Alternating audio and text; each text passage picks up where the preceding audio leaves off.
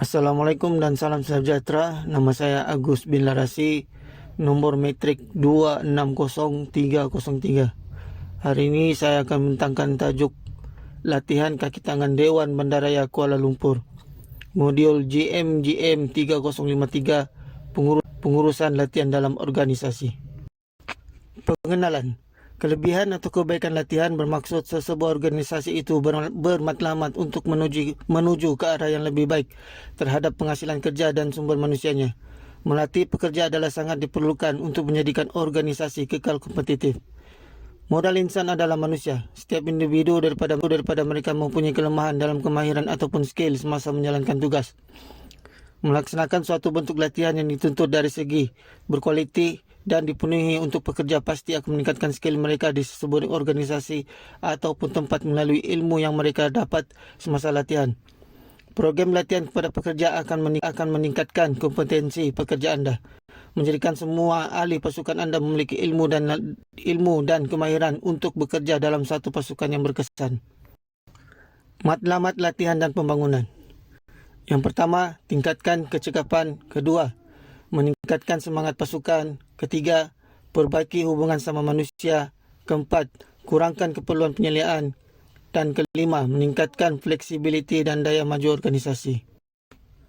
Proses latihan dan pembangunan sumber manusia, iaitu tentukan keperluan dan kehendak latihan syarikat anda, tentukan hasil yang anda inginkan, tetapkan jenis objektif latihan yang jelas, senaraikan ringkasan yang jelas tentang objektif anda, pilih kaedah latihan dan pembangunan yang optimum, ketahui pilihan latihan anda dan pilih yang betul, melaksanakan program, sediakan dan laksanakan program latihan anda, menilai program, mempunyai kaedah penilaian yang mencukupi dan melaksanakannya.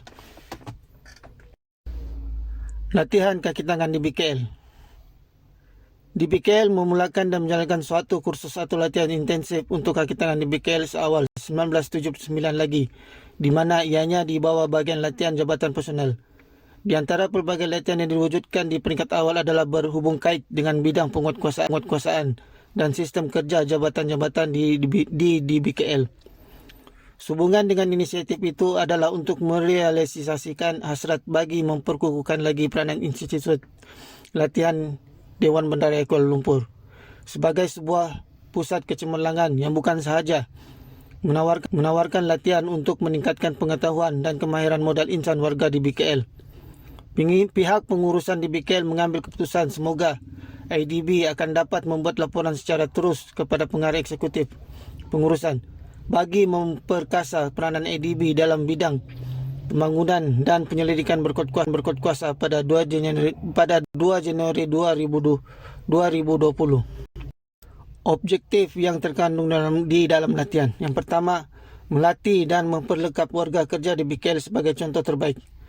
Kedua, memberikan perkhidmatan latihan berkualiti dan responsif dan menempati keperluan fungsi di BKL selari dengan dasar atau polisi semasa kerajaan dengan memberi penekanan kepada realiti sebenar isu perbandaran.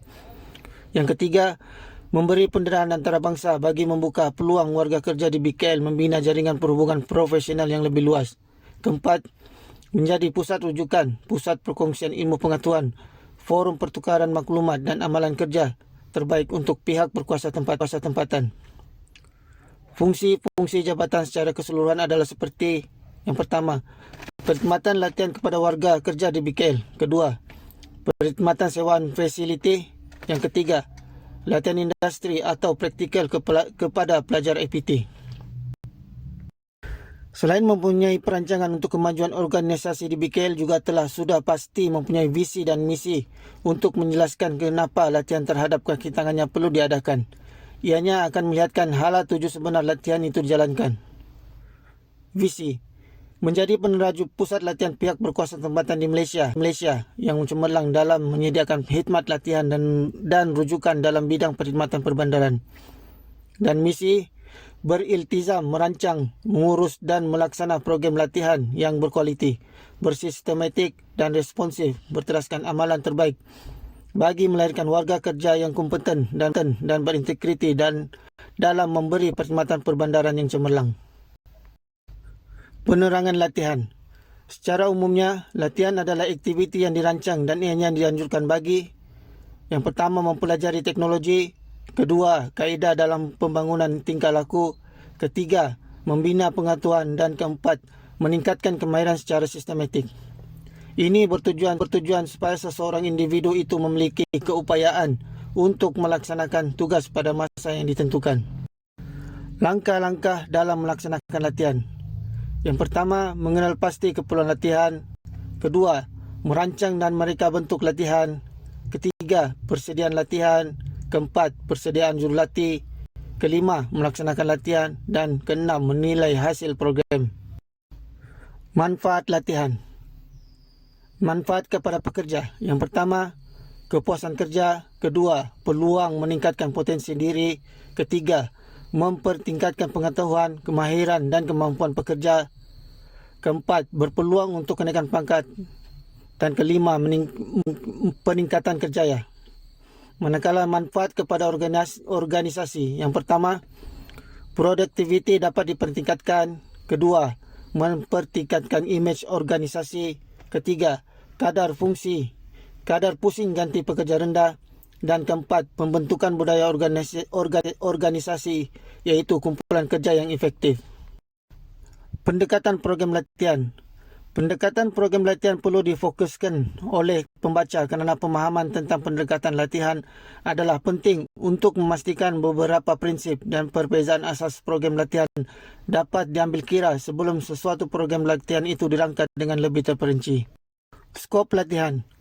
Pengendalian program latihan yang baik memerlukan perkhidmatan jurulatih yang memahami tugasnya sebagai jurulatih dan berupaya bertindak sebagai seorang jurulatih profesional. Antara skop jawatan jurulatih adalah yang pertama, penyelaras latihan, pentadbir latihan dan ketua eksekutif. Kedua, pakar latihan. Ketiga, penganalisis keperluan latihan. Manakala peranan jurulatih ialah yang pertama, pengatur strategi dan pengurus penganalisis keperluan. Kesimpulan, latihan dan pembangunan mempunyai kedudukan strategik dan ia secara langsung menyumbang kepada matlamat dan objektif perniagaan organisasi. Dalam dunia korporat yang sentiasa berubah dan pantas, latihan dan pembangunan adalah satu fungsi yang amat diperlukan.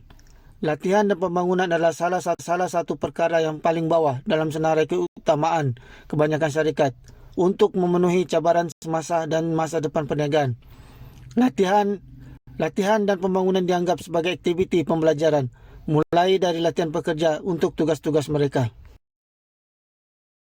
Sekian dan terima kasih.